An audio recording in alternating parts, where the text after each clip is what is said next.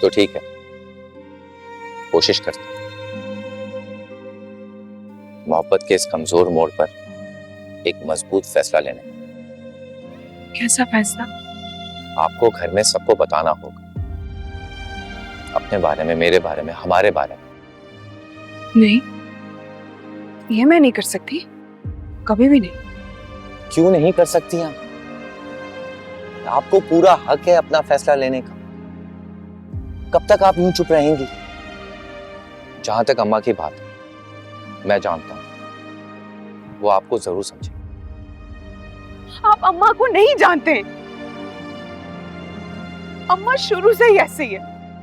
अम्मा अगर अपनी जिद पर आ जाए ना तो उन्हें कोई नहीं हिला सकता। कभी कभी तो बड़ी से बड़ी बात को भी नजरअंदाज कर देती है, और कभी कभी छोटी से छोटी बात पर भी ना ताल्लुक खत्म कर देती है। नहीं कर सकती,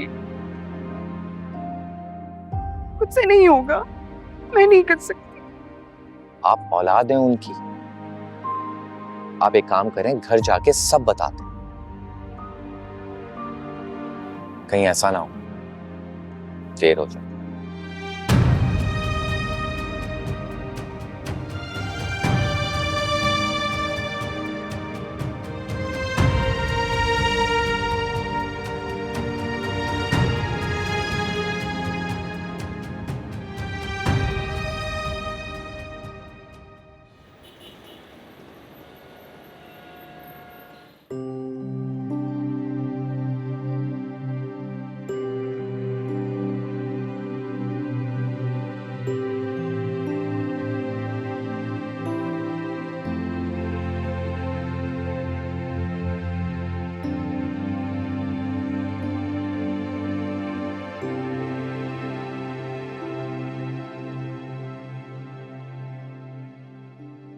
You look pretty.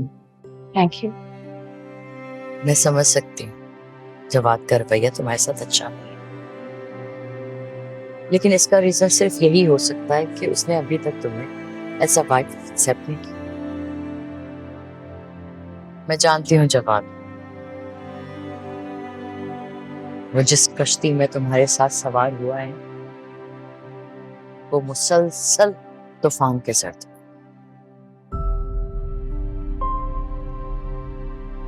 समझ सकती हूँ कि मुझे ये सब कुछ फेस करना हो, और फवाद की जिंदगी में शाजिया की अहमियत तो मैंने अहमद के बर्थडे वाले दिन ही देख ली थी। फिर से मुसर्रत ने भी उन्हें धोखा दे दिया। मुझे एहसास है कि मेरे लिए बहुत मुश्किल वक्त, मगर मैं कभी भी शाजिया की जगह नहीं ले सकती। उस वक्त तक नहीं जब तक जवाद खुद ना चाहे।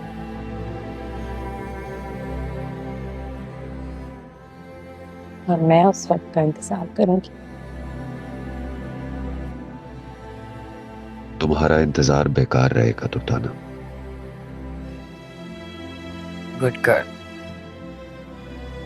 लेकिन इस इंतजार में अहमद को मत भूल जाओ। देखो, जवाद आज नहीं तो कल तुम्हारा हो जाएगा, लेकिन तुम्हारी फर्स्ट प्रायोरिटी अहमद होना चाहिए बस। आप फिक्र ना करें, मैं पूरी कोशिश करूंगी कि मैं अपना हर फर्ज निभाऊं, और अहमद अब मेरी जिम्मेदारी है। So don't worry. Thank you. Now go have fun. Take care. I'll see you. See you.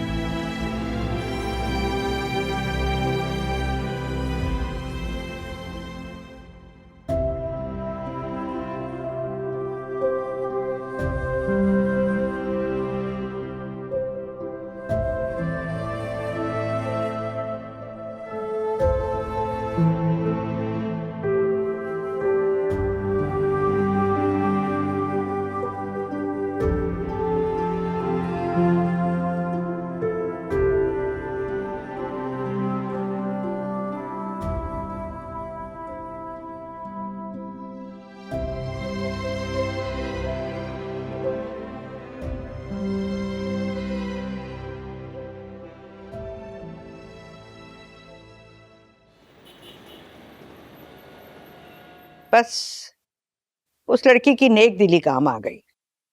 ऐसी उसकी किस्मत खुली कि एक इंतहाई अमीर घराने में उसकी शादी हो गई।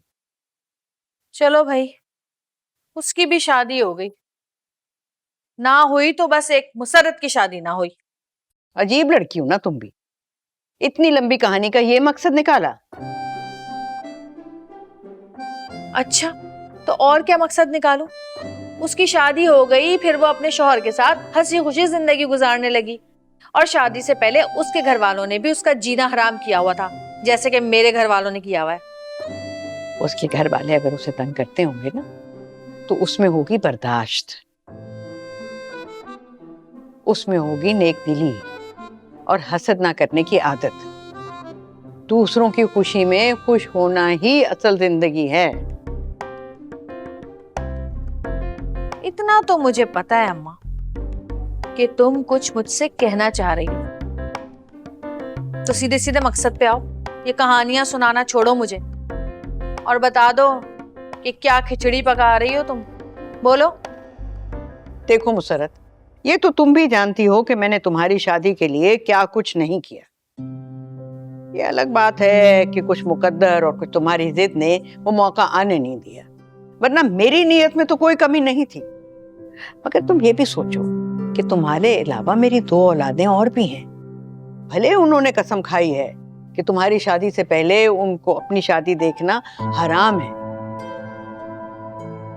लेकिन वो कब तक इस कसम से जुड़े रहेंगे? हाँ, तो ना जुड़े रहे, जाए, चले जाए यहाँ से। मुझ पे क्यों एहसान कर रहे हैं? अल्लाह, मुसरत समझ क्यों नहीं रही हो? बुशरा की उम्र निकलती जा रही है, मैं कब तक तुम्हारे चक्कर में उसे बिठाए रखूंगी?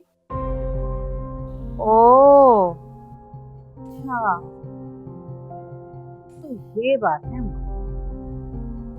सोच तो लिया है अम्मा तुमने, लेकिन अगर करने की हिम्मत की ना, तो वो हंगामा होगा इस घर में कि दुनिया देखेगी। हाय अल्लाह मुसरत, रहम खा लो मेरे बुढ़ापे पर, अपनी जिद से पीछे हट जाओ। और ये भी सोचो कि बुशरा तुम्हारी अपनी सगी बहन है। अम्मा सीधे सीधे मुद्दे पे आओ ना। क्या सोच रखा है तुमने? क्या कहना चाह रही हो? बोलो। मुसरत, कल बुशरा को देखने के लिए एक फैमिली आ रही है। अम्मा? हाँ, और कसम है जो तुमने कोई एतराज किया हो, अगर कोई गड़बड़ करोगी तुम, तो फिर तुम मेरा मरा हुआ मुंह देखोगी। हाँ।